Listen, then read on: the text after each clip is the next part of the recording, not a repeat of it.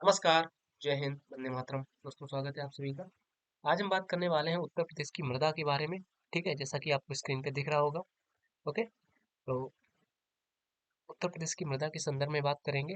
हालांकि इससे पहले वीडियो मैंने आपको उत्तर प्रदेश की जो जलवायु थी उसके बारे में बताया था और उससे पहले मैंने उत्तर प्रदेश का जो जियोग्राफिकल लोकेशन है या कह सकते हैं कि उत्तर प्रदेश का जो भौगोलिक बनावट है उसके बारे में मैंने विस्तृत चर्चा की थी। अगर आपने वो वीडियो नहीं देखा है तो जाइए देखिए जाके, ओके? बात करते हैं मृदा के बारे में तो बेसिकली क्वेश्चन सीधा बनता है कि उत्तर प्रदेश की जो मृदा है उसको बेसिकली कितने भागों में विभाजित किया गया है। पहला पॉइंट आ जाता है कि उत्तर प्रदेश की जो मृदा है उसको प्रमुख जो है पार्ट्स डिवाइड किए गए वो 6 भागों में डिवाइड किया गया है, ठीक है? जिसमें पहली आ जाती है भावर मृदा, तराई मृदा, जलोढ़ मृदा, जलोढ़ या खादर मृदा, ठीक है? और जलोढ़ में ही बेसिकली दो चीजें आती हैं, एक बांगर और खादर। बांगर खादर मैंने आपको बताया था, जो कि मतलब कि नई जो आ जाती है नदियों के सहारे, जो नई मिट्टी आ जाती है, ठीक है, वो खादर मृदा हो जाती है। और जो पुरानी मिट्टी जो बह के निकल जाती है वो बांगर मृदा होती है, ठीक है? तो भावर, भावर, तराई, जलोढ़। जलोढ़ में दो हो गई और इसके अलावा विंध्य मृदाएं जिसमें लाल तथा पीली मृदा है, ठीक है? विंध्य मृदाएं यानी कि जो विंध्य क्षेत्र की मिट्टी रहेगी, ठीक है? और इसके अलावा बुंदेलखंडी मृदा, और बुंदेलखंडी मृदा में काली मिट्टी हो जाएगी तथा लाल मिट्टी हो जाएगी, क्लियर? और इसके अलावा एक नई मृदा आ जाती है जो कि आ जाती है जिसका नाम होता है अरावली मृदा। और अरावली भी बेसिकली दो मृदाएं रहती हैं जिसमें एक लाल रेत तथा भूरी रेत, ठीक है? तो पहले तो बात करते हैं भावर मृदा तथा तराई। देखिए तराई क्षेत्र था ही, ठीक है? तो तराई क्षेत्र और भावर तथा तराई क्षेत्र, ये तो वहां से आपको क्लियर हो जाएगा कि भावर मृदा तथा तराई मृदा। उसके बाद में आ जाती है और नीचे बढ़ते हैं तो हो जाता है जलोढ़ मृदा। जलोढ़ मृदा में दो तरीके की मृदाएं आती हैं, खादर व बांगर, ठीक है?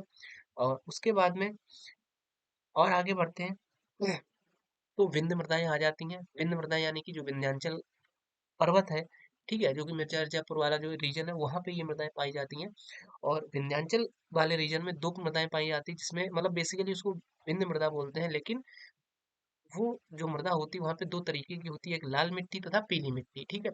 और बुंदेलखंडी मिट्टी होती है, उसमें भी दो तरीके की मृदा होती है, जहाँ पे बुंदेलखंड में एक काली मिट्टी तथा लाल मिट्टी हो जाएगी, ठीक है? और अगर बात करते हैं हम और आगे अरावली मृदा की, तो वहां पे भी दो तरीके की मिट्टी होती है, जहाँ पे एक लाल मिट्टी तथा भूरी मिट्टी या कह सकते हैं रेत, ठीक है? तो ये इस तरीके की पाई जाती है, क्लियर? आज बात करते हैं कि गंगा यमुना के मैदान में मुख्यतः जलोढ़ मिट्टी पाई जाती है। सिंपल सी बात है, जलोढ़ मिट्टी सबसे ज्यादा कह सकते हैं कि जो एक तरीके से उपजाऊ मिट्टी होती है, ठीक है? और जलोढ़ मृदा का निर्माण काप, कीचड़ व बालू से होता है, ठीक है? तो जलोढ़ मिट्टी का जो निर्माण होता है वो काप, कीचड़ व बालू से होता है। गंगा यमुना के मैदान में कहीं कहीं लवड़ी व क्षारीय मृदाएं पाई जाती हैं। और अगर लवड़ी मृदा की बात करें तो आपका अलीगढ़ और फिर मथुरा वाले जो रीजन में कह सकते हैं कि या आगरा वाले रीजन में लवड़ी मृदा पाई जाती है, ठीक है? और अगर लवड़ी मृदा के बारे में और बात करें तो ऐसी जगह जहाँ पे कह सकते हैं कि पानी नहीं निकल पाता है और पानी भरा रह जाता है, तो वहाँ की जो मृदा होती है वो लवड़ी मृदा हो जाती है, ठीक है? और इन्हें सामान्य भाषा में ऊसर या बंजर, ध्यान रखेंगे इस बात को, मतलब जो लवड़ी मृदा होती है उसे सामान्य भाषा में ऊसर या बंजर या कलहर या फिर रेह बोला जाता है, ठीक है? ध्यान रखेंगे 4 पॉइंट है, ऊसर, बंजर, कलहर व रेह, ठीक है? उत्तर प्रदेश में कुल कृषि पारिस्थितिकी क्षेत्र लगभग 20 है। ध्यान रखेंगे इस बात को, उत्तर प्रदेश के जो कृषि पारिस्थितिकी क्षेत्र 20 है। और उत्तर प्रदेश में कुल कृषि जलवायु क्षेत्र, ठीक है, 9 है। और उत्तर प्रदेश में कुल मृदा समूह 8 है। यहाँ से क्वेश्चन सीधा सीधा बनता है अभी, जैसे कि हालांकि अब क्या बताएं यार, वो आर ओ का पेपर, अब छोड़ो उस बात को। पर उसमें ये क्वेश्चन सीधा सीधा आया था कि उत्तर प्रदेश में कृषि जलवायु क्षेत्र कितने हैं। तो सीधा सीधा क्वेश्चन था, उत्तर प्रदेश की जो कृषि जलवायु क्षेत्र आपके 9 हो जाएंगे। और उत्तर प्रदेश के अगर मृदा समूह की बात करें यानी कि मिट्टी के समूह की बात करें, तो मिट्टी के समूह के जो क्षेत्र है वो बेसिकली 8 हो जाएंगे। और अगर मिट्टी को, उत्तर प्रदेश की मिट्टी को कितने भागों में बांटा गया है, तो 6 भागों में बांटा गया है, ठीक है? क्लियर? उत्तर प्रदेश में के मैदानी क्षेत्र मथुरा, आगरा जिलों की कुछ मात्रा में मरुस्थलीय मिट्टी पाई जाती है, हालांकि ये मैंने आपको बताया था अभी। और पश्चिमी उत्तर प्रदेश और बुंदेलखंड में कहीं कहीं काली मिट्टी पाई जाती है, ठीक है? काली मृदा को रेगुर, करेल या व कपास मृदा, काली मिट्टी सिंपल सी बात है, काली मिट्टी को कपास मृदा के नाम से जाना जाता है। और लाल मृदा, लाल मिट्टी पड़वा या परवा, मार या माड़, राकर या राकड़ व भोंटा मृदा बुंदेलखंड क्षेत्र में पाई जाती है, यानी कि लाल मिट्टी, पड़ुआ, माड़, राकर या भुंटा, ये मिट्टी जो होती है बेसिकली बुंदेलखंड क्षेत्र में पाई जाती है, ठीक है? और उत्तर प्रदेश में सबसे अधिक शुष्क खेती का जो क्षेत्र है, सिंपल सी बात है, बुंदेलखंड मैंने आपको बताया था कल के वीडियो में कि जो जलवायु क्षेत्र मैंने आपको पढ़ाया था कि बुंदेलखंड वाला जो रीजन है वहाँ पे सबसे ज्यादा कह सकते हैं कि गर्मी पड़ती है, और वो थोड़ा मतलब कह सकते हैं कि अ, अकाल वाला क्षेत्र रहा है। ठीक है, और थोड़ी वहाँ की मिट्टी थोड़ी वैसी है, इस वजह से वहाँ पे अब बारिश भी इतनी ज्यादा होती नहीं, तो बुंदेलखंड जो क्षेत्र है वो सबसे ज्यादा शुष्क खेती वाला क्षेत्र है। उत्तर प्रदेश में सबसे अधिक मृदा अपरदन जल से होता है। ठीक है, सबसे अधिक मृदा अपरदन होता है कि मिट्टी का कटान जो होता है वो जल पानी से होता है। ठीक है, उत्तर प्रदेश में सर्वाधिक जो अवनालिका अपरदन है, यानी कि कह सकते हैं जो मिट्टी का कटान होता है वो जल से होता है, वो भी सबसे ज्यादा चंबल नदी से होता है। ठीक, यानी जो चंबल नदी के आसपास वाला क्षेत्र है वहां पे चंबल नदी से सबसे ज्यादा ये अवनलिका अपरदन होता है या मिट्टी का अपरदन होता है। उत्तर प्रदेश में जल से सर्वाधिक प्रभावित जिले या जो अवनलिका अपरदन से प्रभावित सबसे अधिक जो जिले हैं वो सबसे ज्यादा कह सकते हैं कि इटावा और आगरा है। ठीक है, क्योंकि जो चंबल नदी है वो बेसिकली उत्तर प्रदेश के बारे में अगर बात की जाए तो उत्तर प्रदेश के इटावा जिले में ही मतलब कि होती है, या कह सकते हैं इटावा जिले में बहती है उत्तर प्रदेश के। तो इटावा में सबसे ज्यादा अपरदन होता है, क्योंकि चंबल नदी में सबसे ज्यादा अपरदन होता है। ठीक है, और चंबल नदी इटावा में ही है, तो इससे आप रिलेट कर पा रहे होंगे। ठीक है, तो अवनलिका अपरदन के कारण बीहड़ बनते हैं। ठीक है, और उत्तर प्रदेश में वायु अपरदन से सर्वाधिक प्रभावित जिले मथुरा व आगरा है। देखिए, दो चीजें हैं, मिट्टी एक तरीके से कह सकते हैं, मिट्टी एक जगह से उठ के दूसरी जगह चली जाए, एक जगह पे गड्ढा हो जाए तो उसको अपरदन बोलते हैं। ठीक है, अब उत्तर प्रदेश में सबसे ज्यादा जो अपरदन होता है वो बेसिकली पानी से होता है, और पानी में भी कह सकते हैं कि चंबल नदी द्वारा होता है। चंबल नदी इटावा तथा आगरा में है। ठीक है, तो इटावा तथा आगरा में सबसे ज्यादा अपरदन होगा पानी से होगा। और इसके अलावा अगर दूसरा अपरदन होता है हवा के द्वारा, जैसे कि जो रेगिस्तान में अपरदन होता है कि शाम को देखा कि कोई एक रेत का टीला यहाँ पे है, और रात भर में हवा चली और वहां से रेत उड़ के दूसरी जगह पे इकट्ठी हो गई जाके, तो वो वहीं पे होगा जहाँ पे राजस्थान से जो जुड़े हुए डिस्ट्रिक्ट होंगे, तो वो डिस्ट्रिक्ट है आपके मथुरा और आगरा। ठीक है, आगे बात करते हैं भावर क्षेत्र में मृदाएं उत्तर प्रदेश में मुख्य रूप से सहारनपुर बिजनौर के पश्चिमी भाग में मिलती हैं। ठीक है, यानी कि भावर क्षेत्र की जो मृदा है, यानी भावर मृदा है, सिंपल सी आप मान सकते हैं, तो वो उत्तर प्रदेश के मुख्य रूप से सहारनपुर तथा बिजनौर में मिलती है। क्योंकि आप सिंपल सा गंगा से रिलेट करते हुए चलिए ना, गंगा आपकी सहारनपुर या बिजनौर से मान सकते हैं आप, क्योंकि सहारनपुर सबसे उत्तरी डिस्ट्रिक्ट है और बिजनौर से होते हुए हिंदुस्तान सॉरी उत्तर प्रदेश में गंगा जी प्रवेश करती हैं।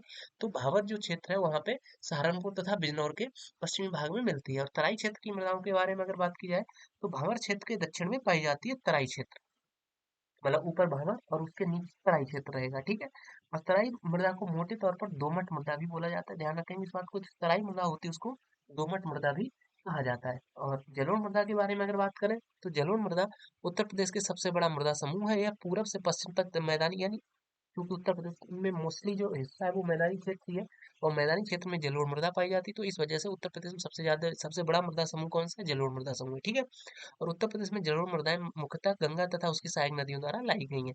विंध्य क्षेत्र में मृदाएं उत्तर प्रदेश के बघेलखंड अथवा विंध्याचल पर्वत श्रेणी के अंतर्गत मिर्जापुर सोनभद्र प्रयागराज तथा चंदौली क्षेत्र में पाई जाती है। मैंने आपको बताया विंध्य क्षेत्र जहाँ पे विंध्याचल पर्वत है, विंध्याचल पर्वत मैंने आपको बताया था मिर्जापुर सोनभद्र प्रयागराज चंदौली में है। ठीक है, तो विंध्य क्षेत्र की मृदा उस रीजन में पहुंच जाएंगी। आगे बात करते हैं माण मृदा या काली मृदा। ये बेसिकली काली मृदा आपकी जो जालौन हमीरपुर झांसी बांदा आदि जिलों में पाई जाती है। ठीक है, और इसे काली मृदा या फिर कपास मृदा भी बोला जाता है। कांवर काली मृदा बुंदेलखंड के ललितपुर बांदा जालौन और हमीरपुर जिलों में पाई जाती है। पड़ुआ मृदा के बारे में अगर बात करें तो ये मृदा उत्तर प्रदेश के सेम, ये भी सिंपल सी वही काली मृदा तथा पड़ुआ मृदा साथ साथ ही पाई जाती है, मैंने आपको बताया था। और ये बुंदेलखंड क्षेत्र में पाई जाती है। बुंदेलखंड क्षेत्र के जो डिस्ट्रिक्ट है उनको आप याद कर लीजिए, और उसके उससे ही आपको क्लियर हो जाएगा कि कौन सी मृदा कहाँ पे पाई जाती है। ठीक है, और मतलब वो सीधा सा एकदम आपके मैप हिट करेगा जाके दिमाग में। आगे बात करते हैं अरावली मृदाओं के बारे में अगर बात की जाए तो ये आपके आगरा जिले में पाई जाती है, क्योंकि अरावली पर्वत से हमारा कह सकते हैं उत्तर प्रदेश का केवल आगरा डिस्ट्रिक्ट ही है जो थोड़ा बहुत सीमा साझा करता है। तो अरावली मृदा आपके आगरा जिले में कि कुछ हिस्से में पाई जाती है। ये बेसिकली लाल रंग की होती है और इसे चंबल और सहायक नदियों चंबल तथा इसकी सहायक नदियों द्वारा लाया जाता है। ठीक है, आगे बात करते हैं माट और बंजर मृदाओं के बारे में। तो ये मृदाएं पूर्वी उत्तर प्रदेश के गोरखपुर माट और बंजर मृदा ये बेसिकली गोरखपुर बस्ती महाराजगंज सिद्धार्थनगर व गोंडा जिलों में पाई जाती है। और भाट मृदा बेसिकली स्पेशली कुशीनगर जिले में पाई जाती है भाट मृदा। ठीक है, और भूर मृदा ऊपरी गंगा दोआब क्षेत्र में प्रमुखता से मिलती है।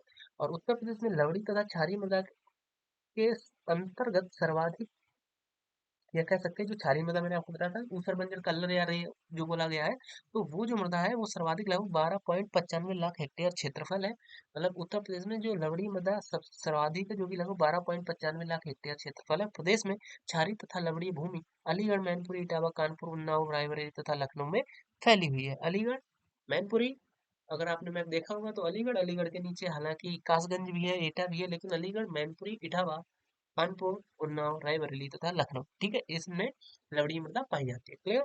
आगे बात करते हैं तो उत्तर प्रदेश की मृदा तथा उनके स्थानीय नाम। जलोढ़ मृदा को जो स्थानीय नाम होता है बेसिकली काप मृदा बोला जाता है।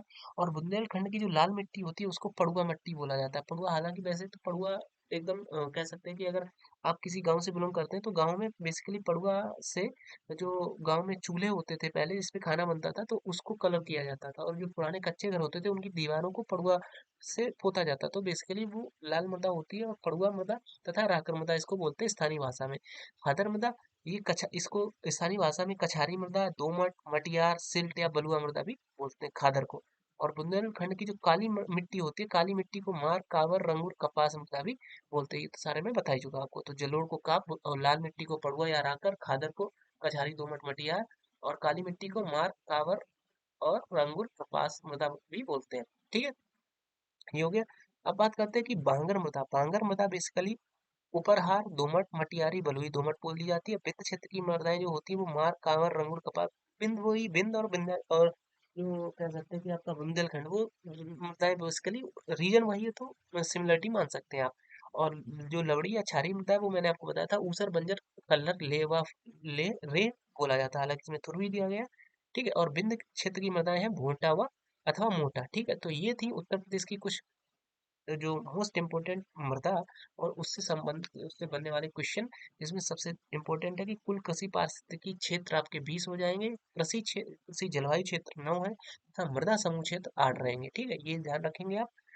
चलिए जुड़े रहिए हमारे साथ, मिलते हैं आपसे नए वीडियो में। और हाँ, अगर आपने हमारे चैनल को सब्सक्राइब नहीं किया तो चैनल सब्सक्राइब कर लें और वीडियो को लाइक करते हुए जाएं। ओके, बाय बाय, जय हिंद, वंदे मातरम।